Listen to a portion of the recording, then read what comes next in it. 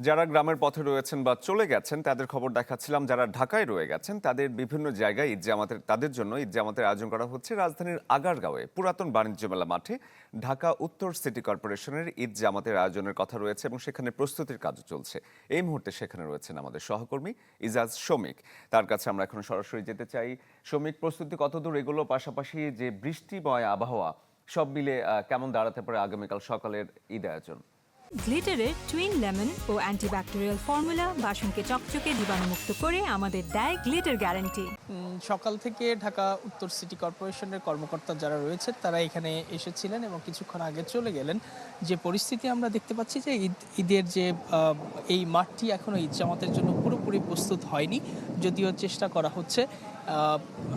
মূল প্যান্ডেল থেকে শুরু করে এখানে জামিয়ানার স্টিলের যে অবকাঠামো নির্মাণ করা হয়েছে সাময়িকভাবে, এই স্টিলের অবকাঠামোর মধ্যে ৮,০০০ মানুষ ঈদ জামাতে অংশ নিতে পারবেন। এর বাইরে দুই পাশে বাঁশের প্যান্ডেল করা হচ্ছিল, সেই প্যান্ডেলটা সেখানেও ২,০০০ মানুষ জামাতে নামাজ আদায় করতে পারবেন। আর মূল প্যান্ডেলের বাইরে খোলা জায়গায় সেখানে ১৫,০০০-এর আয়োজন করা হয়েছিল, কিন্তু যেহেতু বৃষ্টি, সুতরাং বৃষ্টি বিড়ম্বনায় স্বাভাবিকভাবেই সেই খোলা জায়গায় ঈদের জামাত অনুষ্ঠিত করা সম্ভব হবে না। তবে ঢাকা উত্তরের যারা নাগরিক রয়েছেন তারা মূল প্যান্ডেলের ভিতরে ১০,০০০ মানুষের মতো ঈদ জামাত তারা অংশ নিতে পারবেন।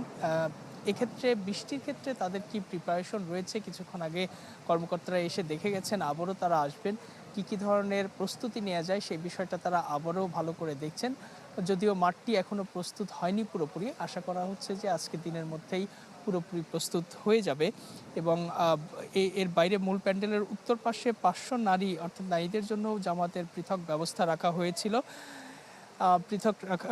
এবং আপনি জানেন যে গত বছর অন্তর্বর্তীকালীন সরকারের সময় থেকে স্থানীয় সরকার মন্ত্রণালয়ের উদ্যোগে ঢাকা উত্তর সিটি কর্পোরেশনের তত্ত্বাবধানে এই ঈদ জামাতের প্রক্রিয়াটা শুরু হয় এবং র্যালি করা হয়েছিল, বেশ বর্ণাঢ্য র্যালি করা হয়েছিল। কিন্তু এবার আসলে র্যালির আয়োজন করা হচ্ছে না, শুধুমাত্র ঈদ জামাতটি এখানে অনুষ্ঠিত হবে।